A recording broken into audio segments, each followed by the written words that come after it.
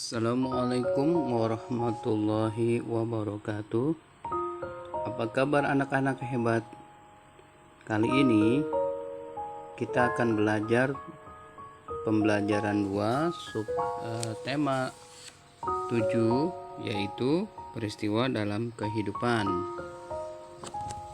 Kemudian masuk kepada subtema 1 dan pembelajaran kedua. Pada pembelajaran kedua kali ini kita akan belajar tentang peristiwa kebangsaan masa penjajahan, di mana pada pembelajaran pertama sudah kita bahas. Sebelum kita bahas pembelajaran kedua, daripada tujuan pembelajaran ini yaitu kalian dengan membaca teks dapat mengidentifikasi dan membandingkan peristiwa-peristiwa penting pada masa pemerintahan kolonial Inggris dan Belanda secara tepat. Kemudian dengan membaca teks kalian dapat menjelaskan perubahan wujud benda padat, benda cair, dan benda gas. Kemudian dengan melakukan percobaan kalian dapat menunjukkan terjadinya peristiwa mencair, membeku, dan menguap.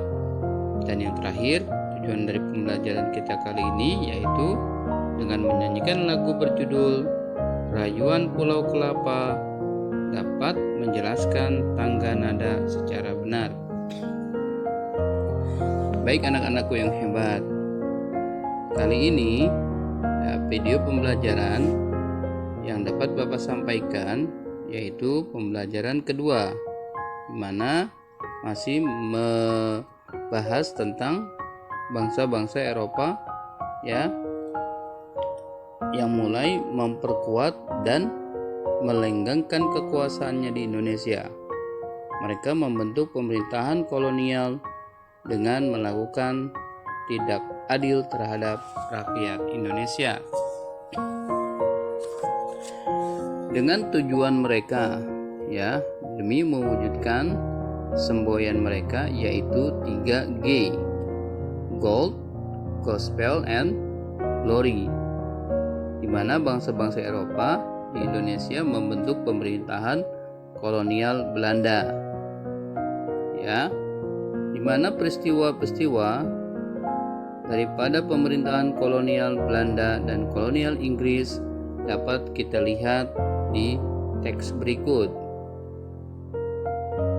Sekarang kita lihat dari pemerintahan kolonial Inggris dan kolonial Belanda. Sekarang kita dapat melihat siapakah tokoh yang paling terkenal pada masa pemerintahan kolonial yang ada di Indonesia. Yang pertama Inggris, yaitu Thomas Stamford Raffles. Kemudian pada pemerintahan kolonial Belanda ini dikenal dengan Cornelis de Houtman, W. Daendels, Jansen, dan Van den Bosch. Kemudian apa saja kekuasaan mereka? Kekuasaan kolonial Inggris yaitu daerah kekuasaan VOC di Sumatera, Ambon, dan Banda.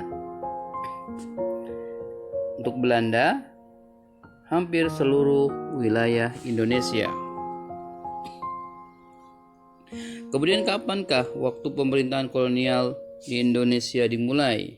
Kita tahu sebelumnya Inggris itu dimulai tahun 1811 kurang lebih sampai 1816,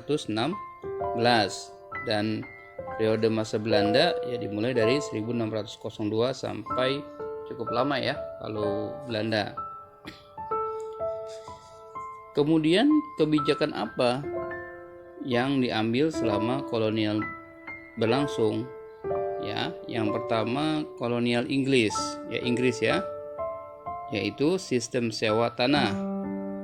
Kemudian pembagian wilayah Pulau Jawa menjadi 16 wilayah keresidenan, dan yang terakhir menerapkan tentang kerja kerja rodi, ya. Kemudian Belanda, pada masa kolonial Belanda, yaitu adanya penyerahan hasil bumi, kemudian tanam paksa, dan undang-undang agraria, ya, undang-undang agraria, kemudian sama seperti kolonial Inggris, yaitu kerja rodi.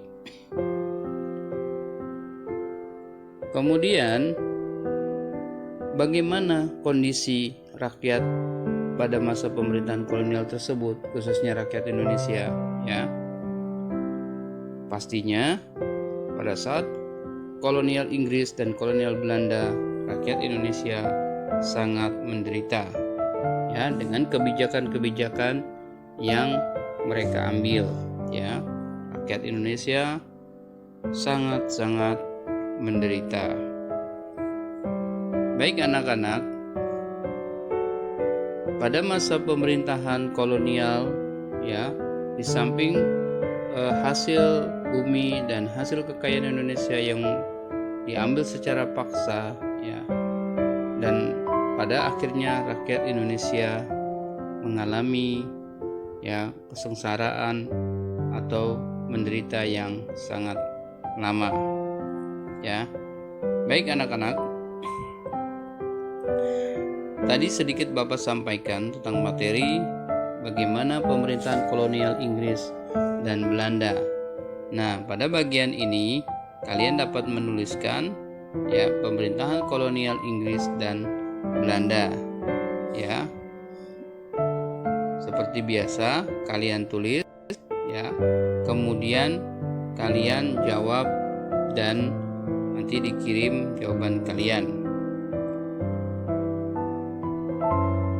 Baik anak-anak, kita lanjutkan dengan materi perubahan wujud benda, di mana benda-benda di sekitar kita memiliki sifat dan ciri yang unik, ya. Dengan memahami sifat benda, kita dapat mempelajari fenomena alam yang terjadi di sekitar kita dengan baik. Dengan memahami sifat benda, kamu tahu apa yang akan kamu lakukan ketika kamu berada di sungai, di laut, atau di danau. Dengan mengetahui sifat benda, kamu tahu apa yang akan kamu lakukan untuk mengubah bentuk benda-benda tersebut. Misal, ya, ada peristiwa perubahan wujud suatu benda, ya, yang terjadi antara lain seperti membeku, mencair, menguap, mengembun, atau menyublin. Kemarin kita sudah belajar tentang sifat-sifat daripada benda. Benda padat, benda cair, benda gas. Nah, sekarang perubahan wujudnya. Membeku merupakan perubahan wujud benda cair menjadi padat. Perubahan ini terjadi karena suhu di lingkungan menjadi dingin. Nah, benda cair akan membeku jika suhunya di bawah 0 derajat Celcius.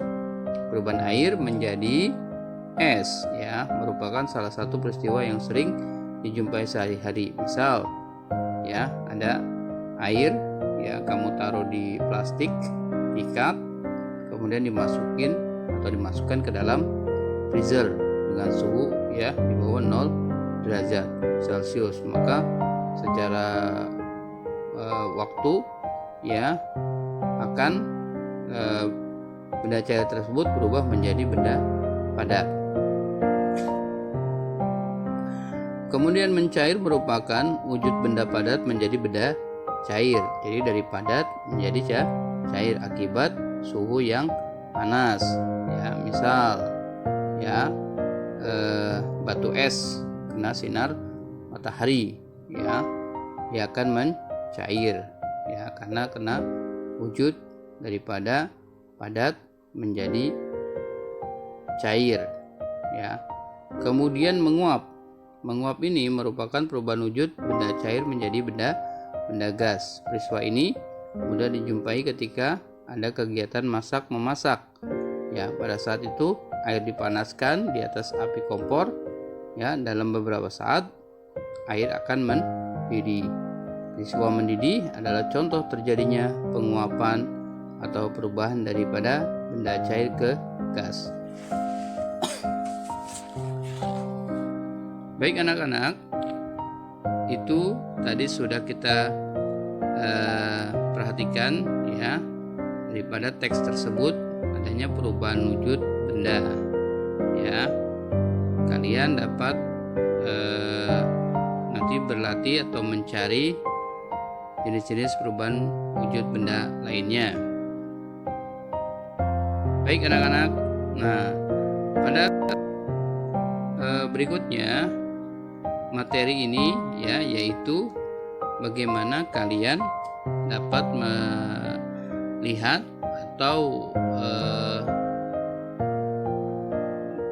tahu tentang perubahan ya daripada tangga nada ya, mencari tahu tangga nada tersebut ya daripada rayuan penyanyi judul Rayuan Pulau Kelapa ya. Apakah tanda nadanya diatonik atau bertangga nada mayor ya, minor atau mayor ya. Ini dapat dinyanyikan ya dengan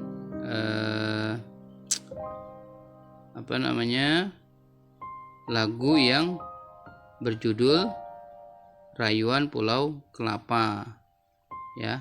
Kemudian bacalah notasi angkanya. Notasi angkanya dapat dibaca ya, dan nanti kita dapat menentukan tangga nadanya. Mungkin sampai di sini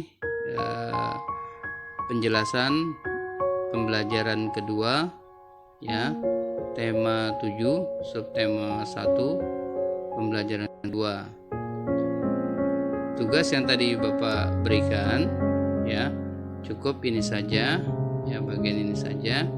Kalian tulis ya pertanyaannya, kemudian kalian jawab ya. Tadi sudah Bapak singgung untuk pertanyaan yang bawah ini ya. Baik anak-anak, itu saja yang dapat disampaikan. Tetap semangat belajarnya ya. Selalu jaga kesehatan. Assalamualaikum warahmatullahi wabarakatuh.